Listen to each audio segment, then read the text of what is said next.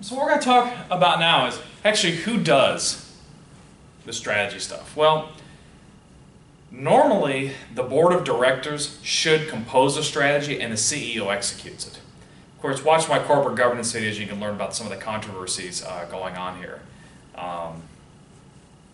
But normally it's the board of directors that writes it, the CEO executes it. Now what really happens is you have strategic planners that are either full-time employees of a firm or they're paid consultants, and they either answer to the CEO or they answer to the board of directors, and then they're supposed to work hand in hand with the directors, the CEO, the management, top management, and then also the middle managers. Again, in practice, they wind up tending to be consultants, and this is kind of one of the paradoxes that you have, because strategy consultants typically have the most access to the CEO, but they have the least amount of execution responsibility. So they're the ones, coming up with all these great ideas, but then after their contract is over, they just leave. And if the stuff doesn't get executed right or it's a bad idea, not their problem.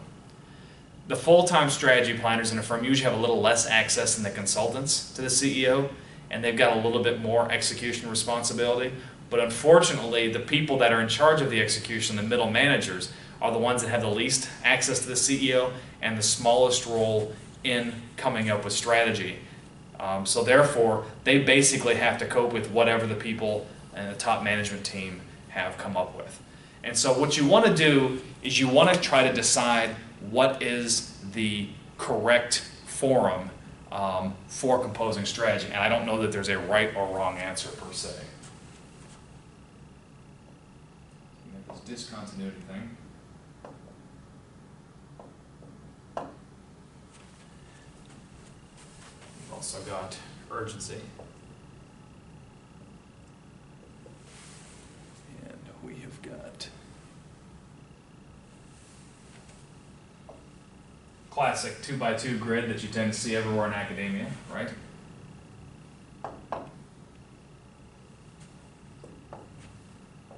Bam and bam.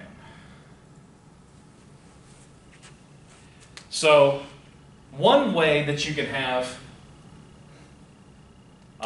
a relatively high level of discontinuity and low urgency is through broad participation.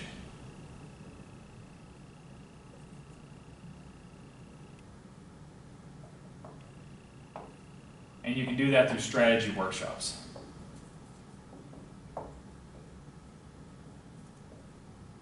And that's kind of when you have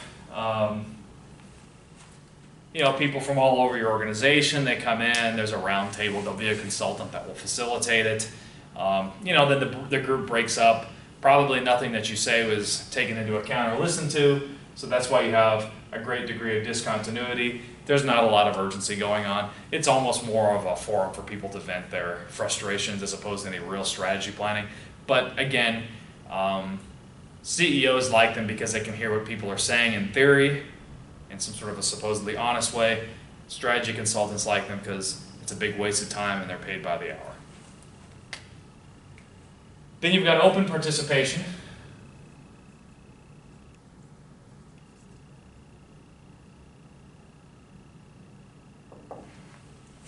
And you can have like an ongoing strategic conversation.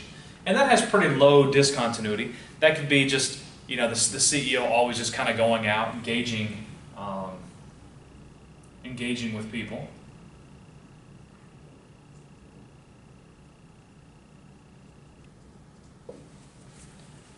Okay.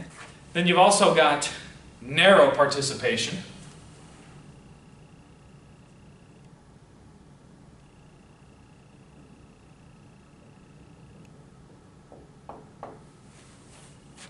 And here you've got things like, again, you've got a relatively high degree of discontinuity, but also relatively high urgency, and you can do that through task forces. Task forces get things done because you've pulled people away from their normal duties, give them a discrete task, give them a timeline. It's great.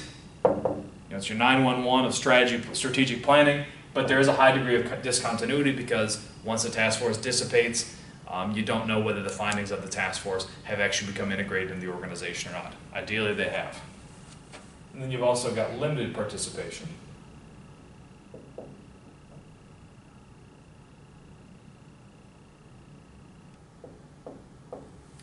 And limited participation is meetings, project teams.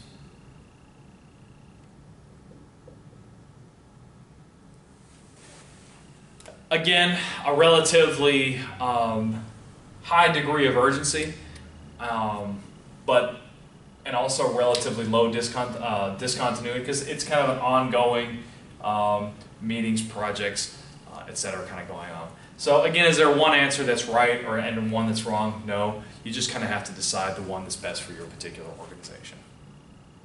Well, great. I hope you have enjoyed this module, and I will hopefully do some more strategy modules in the future, but this at least wraps up the 10 module sequence that I have for strategic management. Again, I may put some more modules out in the future. If you have any suggestions for modules you'd like to see, of course I always welcome them in the comments below or in any of the videos. And I'm looking forward to seeing you in some of my other videos. Thank you.